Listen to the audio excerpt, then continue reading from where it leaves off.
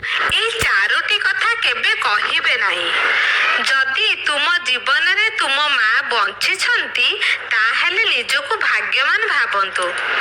ଭୁଲରେ ବି ଯଦି ଏଇ ଚାରୋଟି କଥା ମାକୁ କହିଛନ୍ତି ତେବେ ତୁମଠାରୁ ଦୋଷୀ ଏ ଜଗତରେ ନାହାନ୍ତି। ପ୍ରଥମ, ମା ତୁ ମୋ ପାଇଁ କ'ଣ କରିଛୁ? ଏ କଥା ମାର ହୃଦୟକୁ ତୀର ମାରିଲା ପରି ଚିରି ଦେଇଥାଏ। ଯେଉଁ ନାରୀ ତୁମ ପାଇଁ ନିଜ ଜୀବନ ସମ୍ପୂର୍ଣ୍ଣ ତ୍ୟାଗ କରିଦେଇଛନ୍ତି ତାକୁ ଏହା କହିବା ସବୁଠାରୁ ଅନ୍ୟାୟ ଅଟେ। ଦ୍ୱିତୀୟରେ, ମା ତତେ କିଛି କରି ଆସେନି, ତୁ କିଛି ଜାଣିନୁ। ଯେଉଁ ମା ତୁମକୁ ଚାଲିବା, କହିବା, ଖାଇବା ଶିଖେଇଛି ତାକୁ ଏମିତି କହିବା ଠିକ ନୁହେଁ।